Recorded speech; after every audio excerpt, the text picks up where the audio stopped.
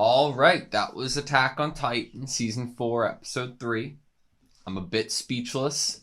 I'm gonna start off with an apology, because I definitely just humored the theory last episode of the infiltration by Jean and Eren, and you had evidence, and I humored that evidence, but I didn't fully, get on the boat or agree with it.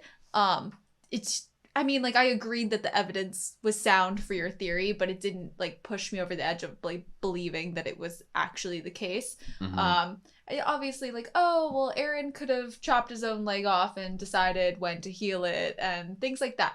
And why was that guy staring at the warrior candidates from up in a building? And that guy, the shot of the newspaper, what was up with that? So I owe you an apology about that, because I was like, wow, Ben was really hyper-fixated on this theory that he had. No apology necessary. I'm not even thinking too much about that part because, this episode in a whole, I don't know if I'd say that it's my favorite episode of Attack on Titan, but it might be my favorite written episode of Attack on Titan. The writing in this episode was so extraordinary on so many different levels and character, the depth that they were able to go to convey such character emotions for several characters in the show, that even Annie, that we haven't seen in God knows how long. I'm just dumbfounded and at a loss for words for that. This episode almost brought back this I know we're still watching this show, and so it can't truly be an Attack on Titan nostalgia feeling, but it almost brings back these feelings that I had when we first started the show, where I would so heavily break apart and dissect dialogue from characters and imagery and placements of things and flow. And this episode had it all. I basically had my jaw on the floor for the first half, being oh my gosh, I can't believe we're getting this content right now from seeing what was truly going on when Reiner, Berthold, and Annie were candidates, to when they even started the mission, to getting... Yes, we got a lot on Reiner this episode, but I almost feel I know Annie, actually now. Annie was still kind of what is going on in that girl's head a little bit? How does she actually feel about any of this? Because I could have come up with my own ideas of how she felt, but I feel we have way more evidence now in the what is Annie's, personal character and her character development sheet now. We can start to actually really piece together how she feels and about everything and anything. Yeah, I agree with you. I think we got into a sense of momentum with hype and action and fighting, but the thing that really put AOT into a league of its own for me early on was the writing and the dialogue, and oh my god, they utilized it here. I feel I don't feel the Eren reveal was even supposed to be a mic drop moment, because I don't think it was. Almost I think it was so more focused on what he was saying. Well, yeah, and I think that it was probably intended to at least have some understanding that is him, or probably might be him last episode. I think they weren't draw. It wasn't the Ryan or the Berthold about to bite his finger scene seasons ago. It wasn't stop it on this frame. There was attention brought to it, right? And I feel that was intentional in itself, because the dialogue was what was important. The lines that were said, and it made sense. And who they were coming from. I think other than loving to dissect dialogue, I think one of the other most fascinating and exciting parts of dialogue in this show is who's saying it, what do they mean by what they're saying, who's hearing it, and how are they viewing how are they hearing it, and what context are they thinking of it in? Because obviously we had two characters here who've lived very, very different lives, and when something is said, their memory is calling upon way different things. And so they're on the same page about maybe on the surface level of what's being said, but both of them are having very different journeys underneath with what's being said. Yeah. And I love that so much. I connect it back to like I keep seeing like a cycle in itself, like Aaron, Reiner, and then Falco all in this kind of never-ending cycle of the same emotions of no matter what you do, there's going to be like a hell that you're living in. And that's the life that Falco is getting ready to live. Mm-hmm. That's the life that Reiner just lived and is continuously living. And Aaron is also living that life, but he is choosing to try to take it a step further to strive for something that is unknown, something that might be hope or it might be another hell, but it's that step forward that's trying to break a cycle almost. And obviously nobody knows where that leads. Did you ever think that you were, if I was to ask you, hey Ben, which character do you think is going to be the true like parallel to Aaron? Like, I think I would have at first been like, oh, well, Zeke, because both of them had their dad do the same thing, and now they're just charging ahead with this mission, you know? I would not have picked Reiner as being like the true kind of the actual parallel to Aaron in personality, in feelings and worries and life that they're living.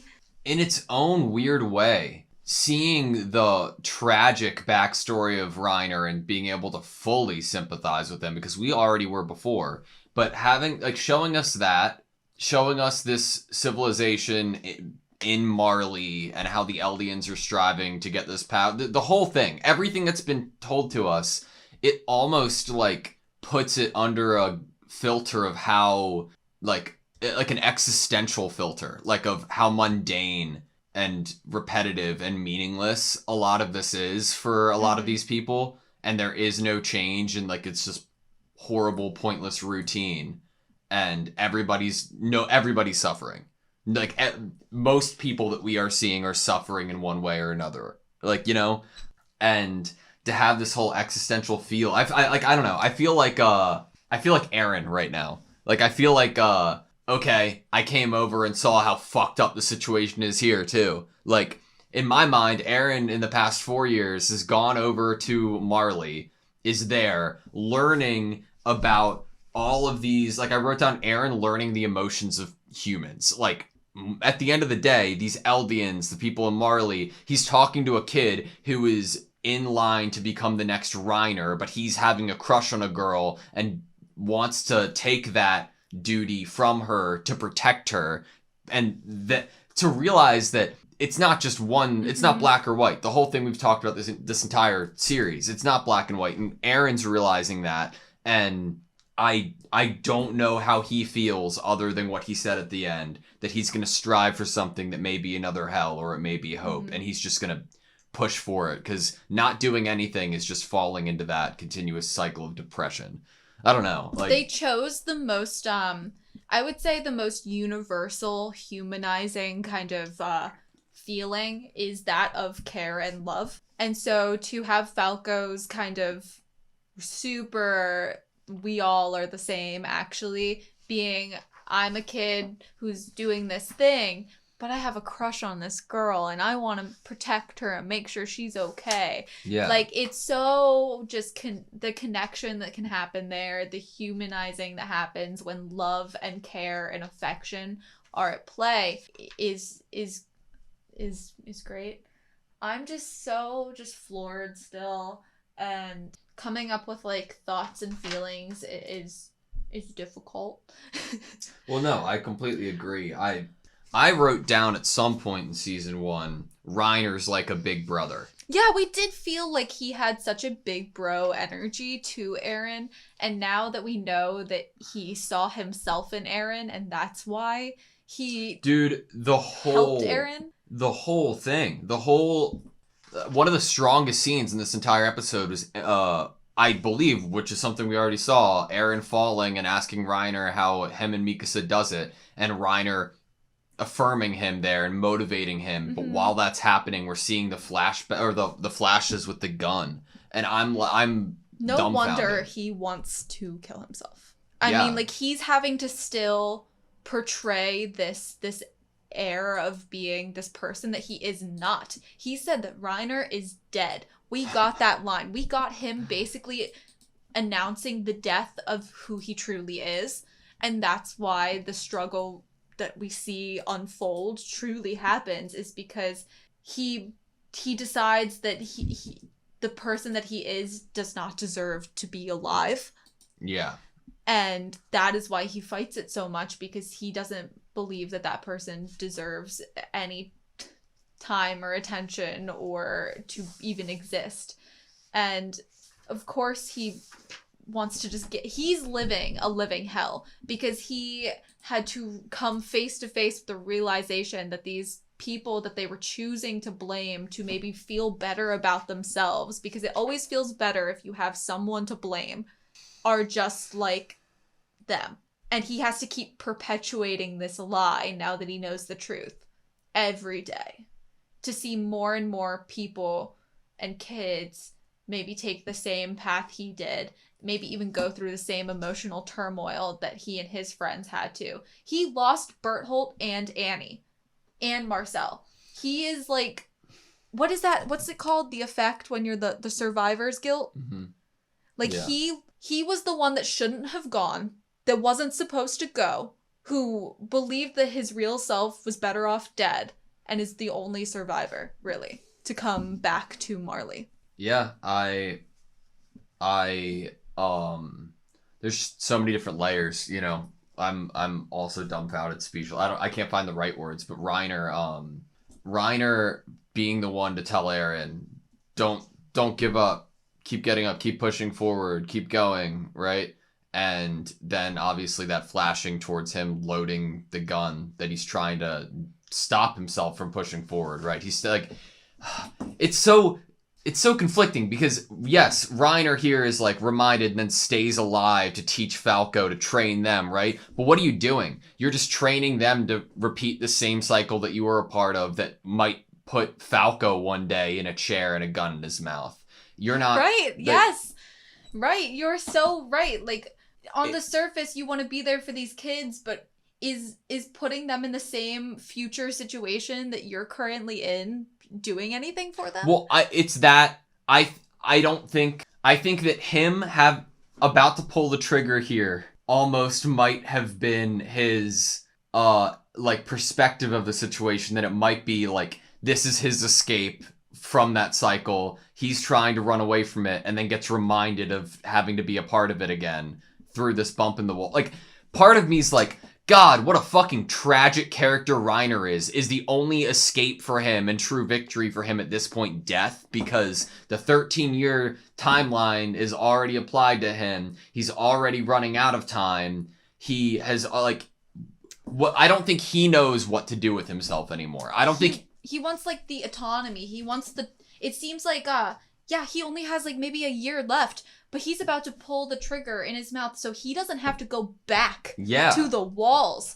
He's choosing here, or attempting to choose, his own death. Like, he's faced with death.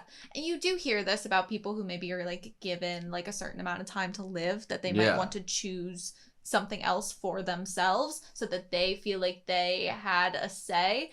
Which fits into what Eren says at the very end, which is that the something that happens to you isn't always your choice.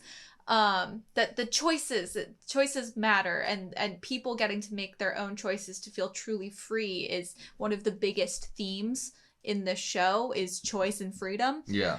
And I am truly terrified in a way for what will happen to Reiner and his psyche, even if we're already seeing him at this, like, lowest a human can get, and now he's gonna have to go back to the walls. I'm curious. I don't think he's going back to the walls. You don't think so? Eren's here. Okay. Oh, well, that's so true.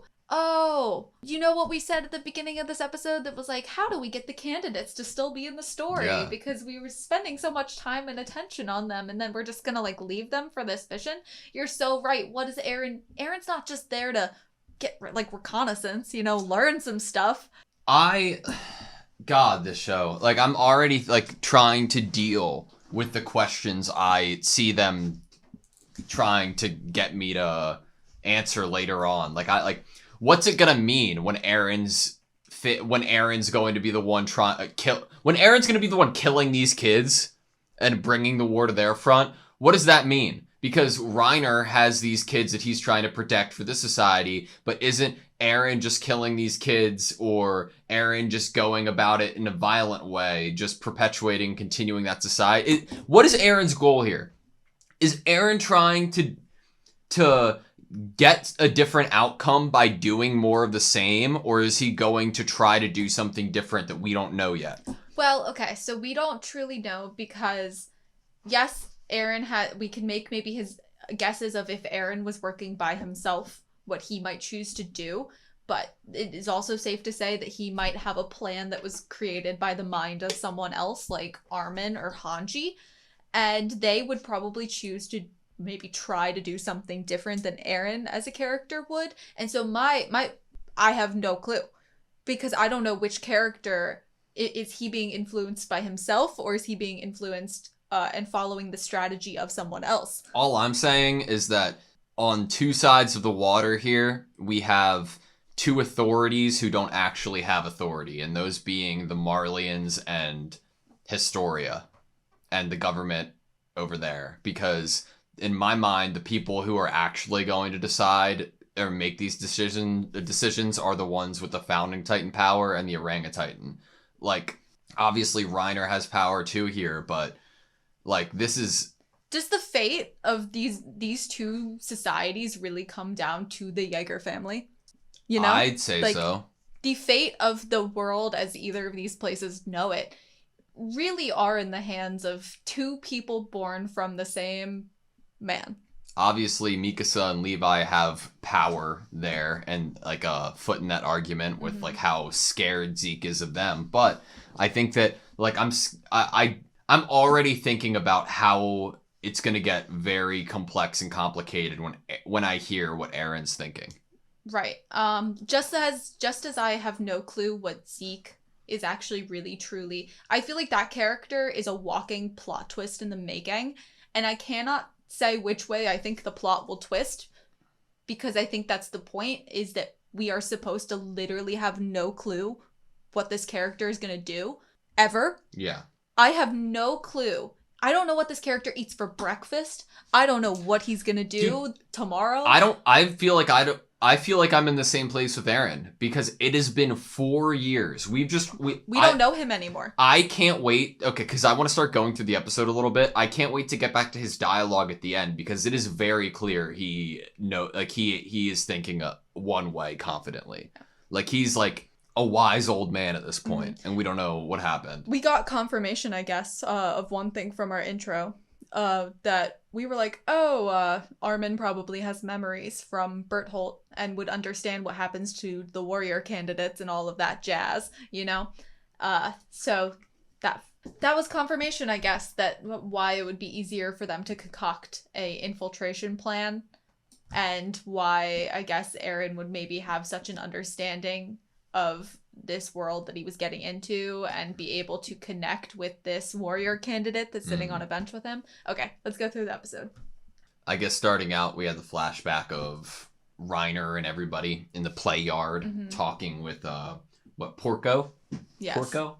I cannot believe I just was blind to Zeke even being there. Okay, so like beards and facial hair in the show are like just kind of funky, because I thought Zeke was way older than Bertholdt and Reiner last season. Yeah. But he just had a beard, so... Well, he's a little older. Well, he's like a teenager here, and he's probably like 17 or 15, 16 here, and the kids are like 12. Yeah, agreed. I agree with you. He's still not... Like, I was thinking like they were 15, 16, and he's like 30-something, you know, with the beard. Yeah. But that is truly not the case. I just didn't think we were going to see focus, like an actual flashback like this heavy, this amount of time on this amount to even get to know Porco's character. Yeah. Like, and I thought, oh, maybe we'll get some flashback, but I didn't think it would be to truly like see anything of Marcel, this character who's we never really got to meet because they were Yeah. dead before any of this started.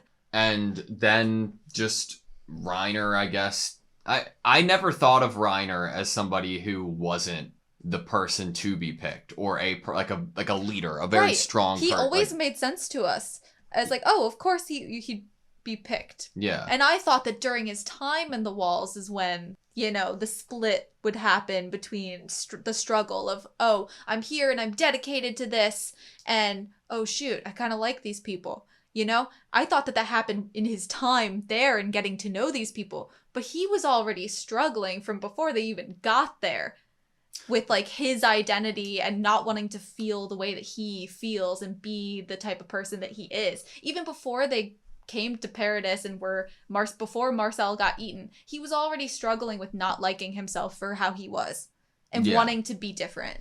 Well, is hope inherently wrong in this world? Is having hope, if you have hope, are you setting yourself up for failure in this world? Are you being ignorant?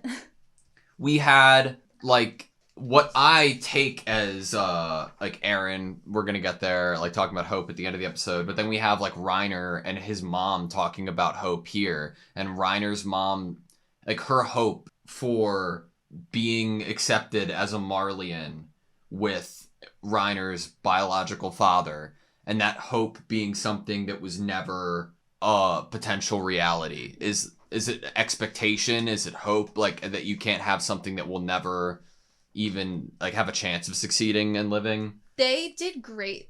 Like, the person that wrote this did great things with the choices they made for Reiner's father and his feelings and actions in that brief little moment, because he could have just been like, oh yeah, I never cared about you guys.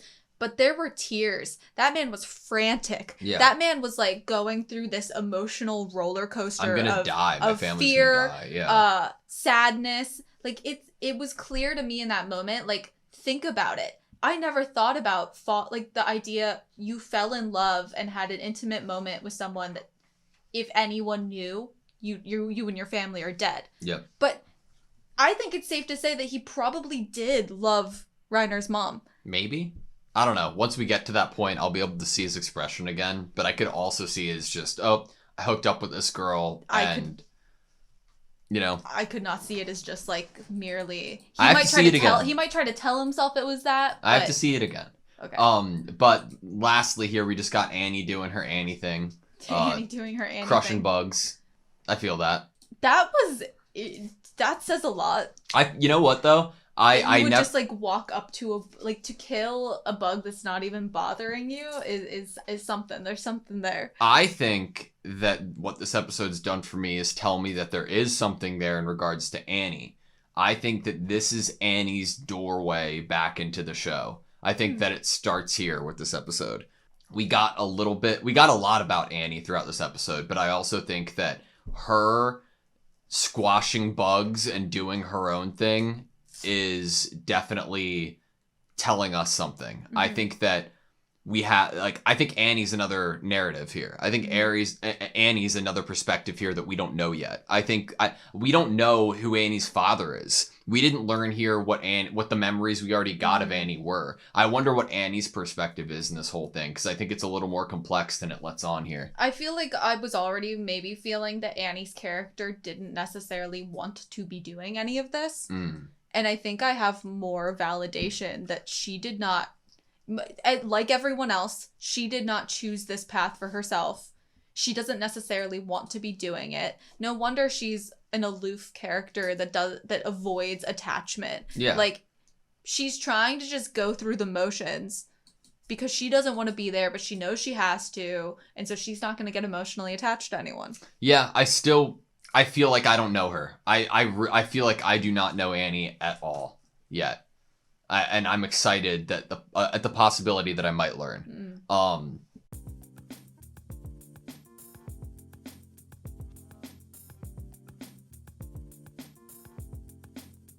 That man was frantic.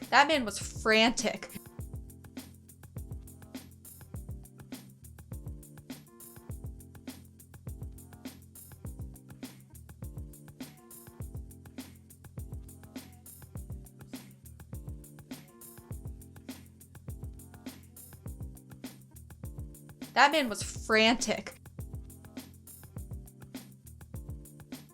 That man was frantic.